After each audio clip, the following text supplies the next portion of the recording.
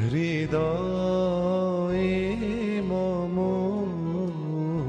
তুমি রবে নীরবে।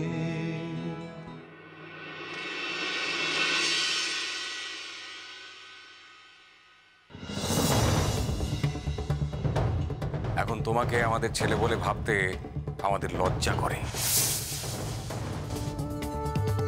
যা হবার হয়ে গেছে, আমরা এখন পুজো শপিং করতে যাচ্ছি, তো চল না আমাদের সঙ্গে। তাহলে তোমরাই যাও বরং দেখি, আমি আর যাবো না। কি হচ্ছে কি? তুমিও তো দেখছি দিনে দিনে একরোখা হয়ে যাচ্ছ। আমি চিরকালই একরোখা।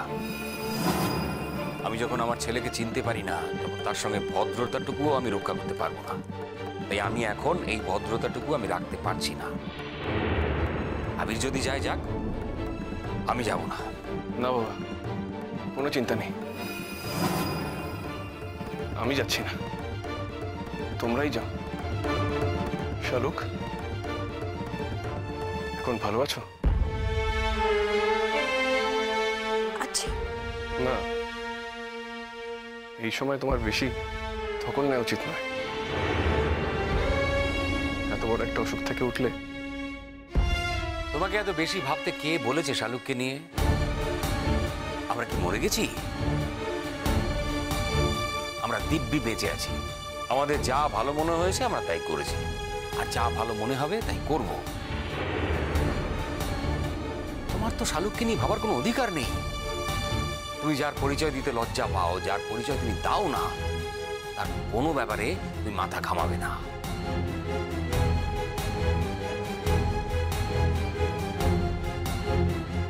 যাও, তোমার নিজের কাজে যাও। যেখানে ফুর্তি করছিলে সেখানে যাও, আমরা এবার বেরোবো। চলো নদীতে গিয়ে। শালুক, কি হলো তোমার? কি হলো? তুমি যাবে না? যাবে না?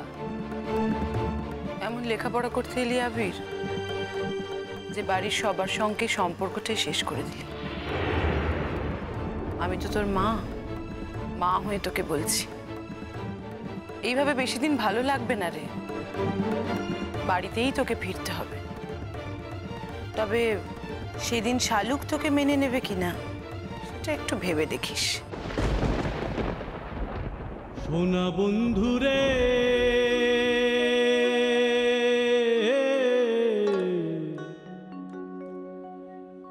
আমি তোমার নাম লইয়া কান্দি,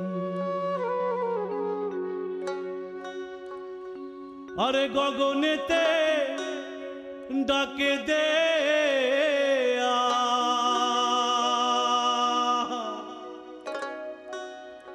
ওরে আসমান হইল আন্ধিরে বন্ধু, আমি তোমার নাম লইয়া কান্দি। সোনা বন্ধুরে,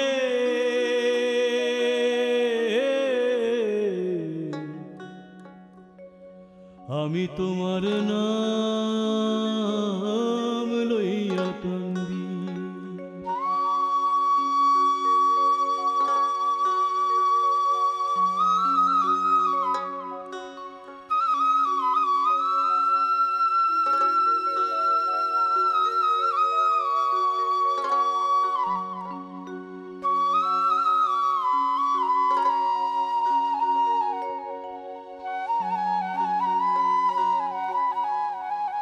আরে কি হইলো? আসেন।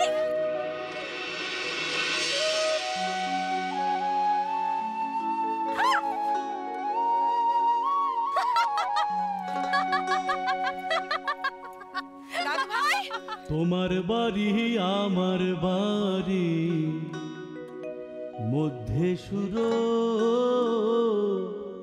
নদী। তোমার বাড়ি আমার বাড়ি, মধ্যে সুর নদী। সেই নদীকে মনে হইল ওরে অকুল জলধি, আমি তোমার নাম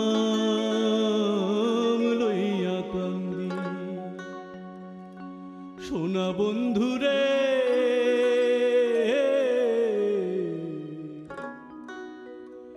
আমি তোমার নাম লইয়া কান্দি।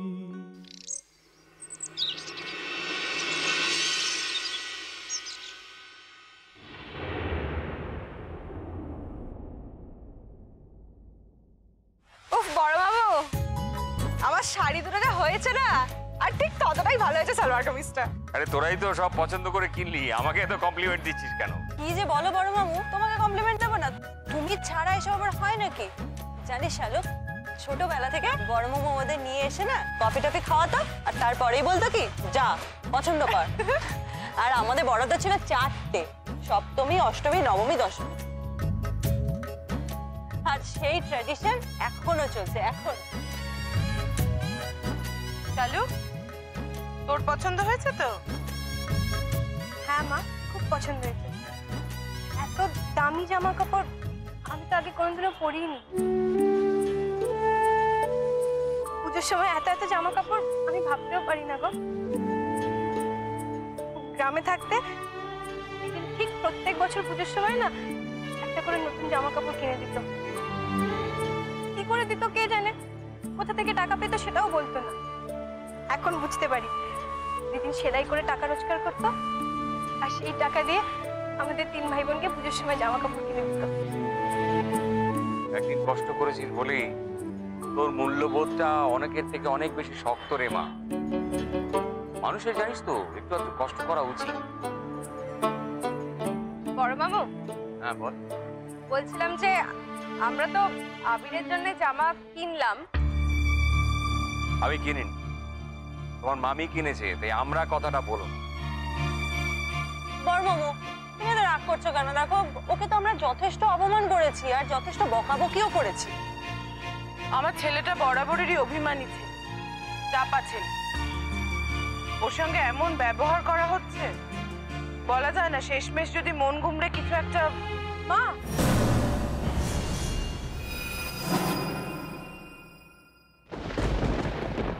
কি চাও বলো?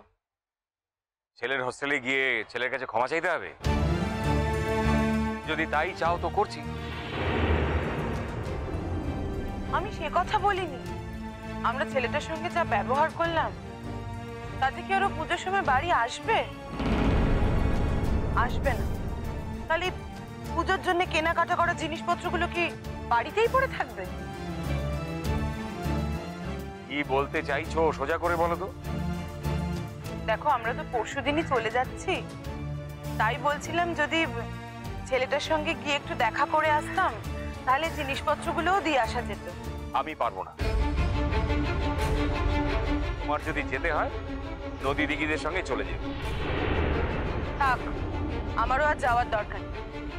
আমি যেমন ওর মা, তুমিও তো ওর বাবা। তুমি যদি না গিয়ে থাকতে পারো তাহলে আমিও পারবো। ছেলে তো আর আমার একার নয়। আজ একটা আনন্দের দিনে তুমি কিন্তু শুধু শুধু রাগ করছো বড় মামু। শুধু শুধু রাগ করছি? বড় মামু শোনো না, বলছি যে আমরা পরশুদিন যাওয়ার আগে একবার দেখা করে গেলে হতো না? তোর যখন তাই ইচ্ছে তখন তাই হোক, তবে আমি বাইরে দাঁড়িয়ে থাকি। তোমরা ভেতরে গিয়ে দেখা টাকা করে জামা কাপড় দিয়ে এসো। সবসময় নিজের কথা ভাবলে হয়? ওই মেয়েটার কথাও তো একটু ভাববে, ওরও তো কিছু বলার থাকতে পারে। আরে বললাম তো তোমরা চলে যেও। তোমরা চলে যেও মানে তো শালুকেরও যাওয়া। যাকে চলো এবার গাড়িতে ওঠো, খুব টায়ার্ড লাগছে সারাদিন ঘুরে ঘুরে। এবার হোটেলে গিয়ে আমি একটু বিশ্রাম নেব। এসো।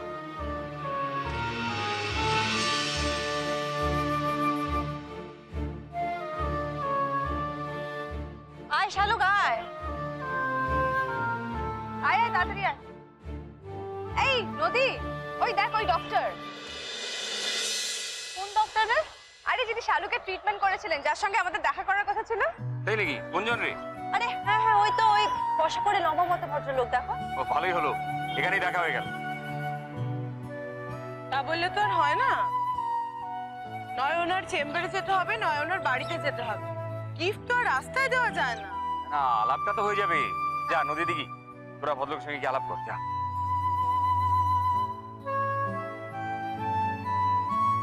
হ্যালো, ভালো করে দেখ, উনি তোর চিকিৎসা করেছিলেন। হ্যাঁ বাবা, ওনার জন্যই তো আমি প্রাণে বেঁচে উঠেছি। থাক থাক, এখন আর এসব অলক্ষণে কথা বলতে হবে না। চলো না যাই, চল। আরে যাবো, নদী দিঘি কথা বলুক আগে। হ্যালো ডক্টর, আমাদের আমাদের চিনতে পারছেন? কোথায় একটু যেন দেখেছি এখন। ওই যে নার্সিং হোমে আমাদের এক পেশেন্ট ভর্তি ছিল। Yes yes yes yes, now I remember. Patient ভালো আছে এখন? হ্যাঁ, ওই তো পেশেন্টও রয়েছে আমাদের সঙ্গে। আসলে আমাদের বড় মামু বড় মামিও রয়েছেন। আমরা না প্ল্যান করছিলাম আপনার সঙ্গে একটু দেখা করার। ও, তো কি ব্যাপারে দেখা করতে চাইছিলেন আপনারা? আমার বড় মামু আপনার সঙ্গে একটু কথা বলতে চাই। আপনার কি 2 মিনিট সময় হবে? হ্যাঁ নিশ্চয়ই, কেন হবে না। কোথাও উনি, দেখুন। বড় মামু, ও বড় মামু।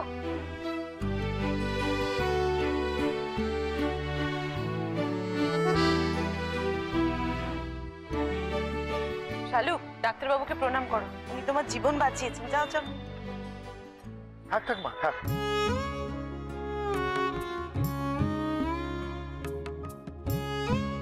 ও আমার পুত্রবধূ, ওরই চিকিৎসা করে আপনি ওর প্রাণ বাঁচিয়েছেন। আপনারা আমাদের কাছে ঈশ্বরের মতো। ঈশ্বরকে তো চোখে দেখা যায় না, আপনাকে চোখে দেখা যাচ্ছে। না না, এইসব কথা বলবেন না। কথা শুনলে আমি লজ্জা পাই। যা সত্যি তাই বলেছি। যাক, পরিচয় করিয়ে দিই, আমার স্ত্রী কমলিনী। হ্যাঁ, আমরা কিন্তু প্ল্যান করেই রেখেছিলাম যে একদিন আপনার সঙ্গে দেখা করে যাবো। আজ না হয় কাল চলে যেতাম আপনার বাড়ি। কেন এখনো তো চলে আসতে পারে। হ্যাঁ, তা অবশ্য পারি।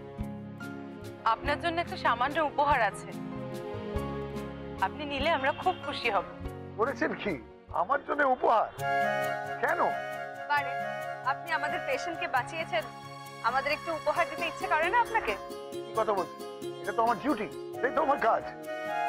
বেশ তো, কাল আপনারা আমার বাড়িতে আসুন। কাল আপনার বাড়িতে? না মানে আপনি আপনার চেম্বারের ঠিকানাটা বললেও আমরা চলে যেতে পারতাম। কালকে তো আমি চেম্বারে থাকবো না। ইনফ্যাক্ট আজ থেকে আমি ছুটি নিয়ে নিয়েছি। অ্যাকচুয়ালি কাল আমার একমাত্র মেয়ের বিয়ে। তাই নাকি? কিন্তু দারুণ সুখবর। কাল আপনারা এলে আমি খুব খুশি হব। আসুন না একবার। কোথায় হচ্ছে বিয়ে? এই খুব কাছেই একটা হল ভাড়া করে আমি আয়োজন করেছি। আপনি ইনফ্যাক্ট ঠিকানাটা লিখে নিন। হ্যাঁ হ্যাঁ,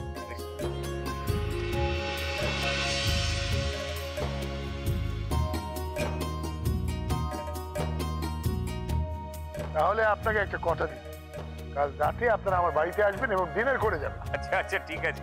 না না, শুধু আসলে হবে না। হ্যাঁ মা, এই দায়িত্ব আমি তোমাকে দিই। ওরা যদি না আসে তুমি ফোন করে আমাকে কমপ্লেন করো। আমি গাড়ি পাঠিয়ে ওদের সবাই কিনে আসবো। না না, এত কিছু করার দরকার নেই, আমরা নিজে থেকেই আপনার ওখানে চলে যাবো। আসবেন তো? হ্যাঁ, ঠিক আছে, দেখা হচ্ছে, আমি আসি। Thank you. চল।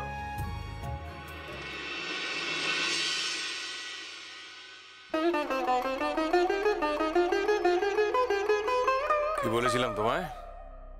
এখানে আমার ছেলেকে দেখলে অবাক হব না?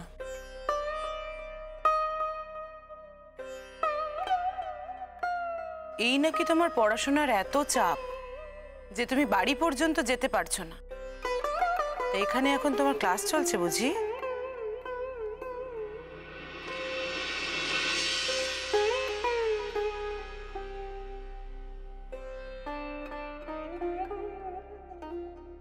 প্রত্যেক বছরই তো আমরা পুজোর সময় এখানে আসি আবির, জানিস না তুই? আমরা পুজোর কেনাকাটা করতে এসেছি। আসলে তুই যে এতটা বদলে যাবি আমি এটা সত্যিই ভাবিনি রে।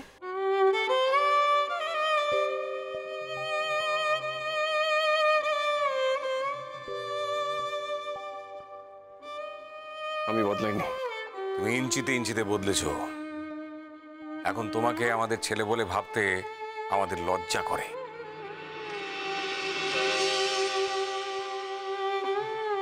শোন না আবির, যা হবার হয়ে গেছে, আমরা এখন পুজো শপিং করতে যাচ্ছি। তো তুই চল না আমাদের সঙ্গে। তাহলে তোমরাই যাও বরং দিঘি, আমি আর যাব না।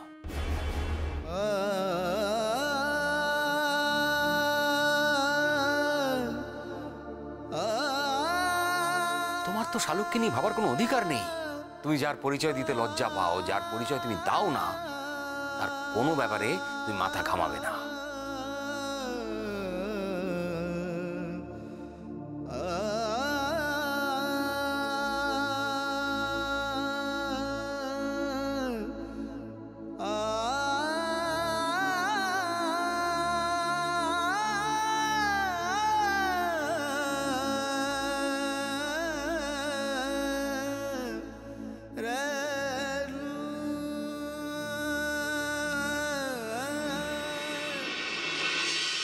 বিয়ের ঐশ্বর্য, আমি জানি না আমি যা করছি কতটা ভুল করছি।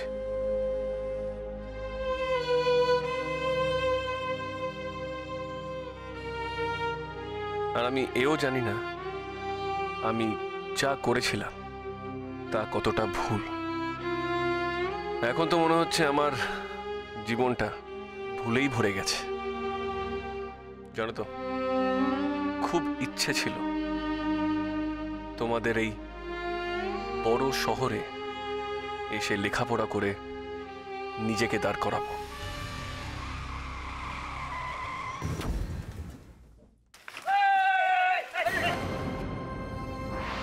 আমি আপনার কাছে হাত জোর করে ক্ষমা চাইছি।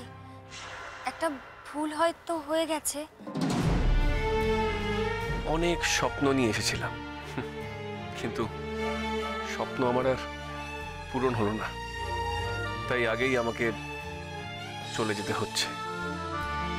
হ্যাঁ, আজ আমি চলে যাচ্ছি ঐশ্বর্য। তোমাকে প্রথম দেখে আমার এটা মনে হয়েছে যে আমি এতদিন যার জন্য অপেক্ষা করছিলাম সেটা তুমি। শেষ পর্যন্ত আমি এই বিয়েটা অ্যাকসেপ্ট করতে পারলাম না। জানি আমার জন্য তোমার খুব হিউমিলিয়েশন হবে, তবুও বলবো তুমি আমাকে ভুলে যেও। বিয়ের আগেই যে আমি আমার আসল পরিচয়টা দিয়ে দিলাম, এতে অবশ্য তোমার খুশি হওয়া উচিত, কারণ এই একই ঘটনা বিয়ের পরে ঘটলে তুমি আঘাত পেতে। আমি তোমাকে এত বড় আঘাত দিতে চাইনি। তবে একটা কথা মনে রেখো, আমার পক্ষে বাড়ি ফেরা সম্ভব নয়।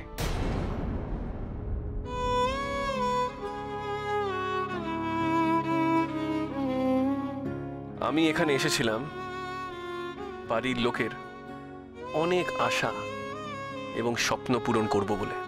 তোর কত উজ্জ্বল ভবিষ্যৎ, কত ভালো রেজাল্ট। আমাদের বাড়ির সবার আশা তুই একদিন প্রতিষ্ঠিত হবি, বড় কিছু একটা করবি।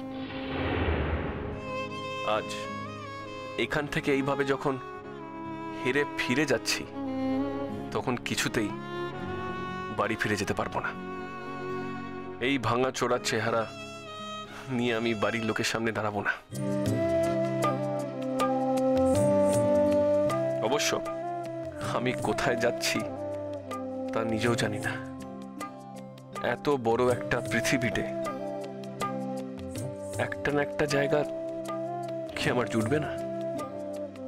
শোনো ঐশ্বর্য, আমি যদি তোমাকে কোনোভাবে আঘাত করে থাকি, ক্ষমা করো আমায়। এছাড়া আমার অন্য কিছু করার ছিল না। বিশ্বাস করো, সত্যি অন্য কিচ্ছু করার নেই আমার। আমি জানি তুমি আমাকে ভালোবাসো। মিমি আমাদের একমাত্র মেয়ে, আমাদের সবে তোর নীলমণি। ওর যদি কিছু হয় আমরা কি নিয়ে বাঁচবো বাবা, কি নিয়ে বাঁচবো?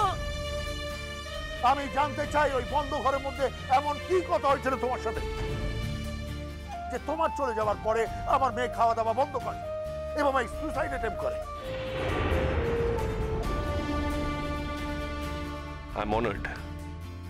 হয়তো এতটা ভালোবাসা পাওয়ার যোগ্য আমি না। এরপর থেকে তাই আমায় ঘৃণা করো, আমার শুভেচ্ছা রইল। তোমার জীবনে এমন কেউ আসবে যে তোমার জীবনটা আনন্দে ভরিয়ে দেবে, তুমি খুব ভালো থাকবে। আর সেদিন আমার মতন একটা ছেলেকে ভালোবেসেছিলে বলে মনে মনে অনুতাপ হবে তোমার।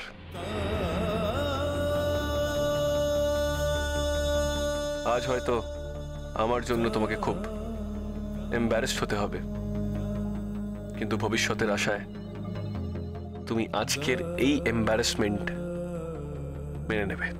আমার খুব শুভেচ্ছা রইল। ইতি, আবির।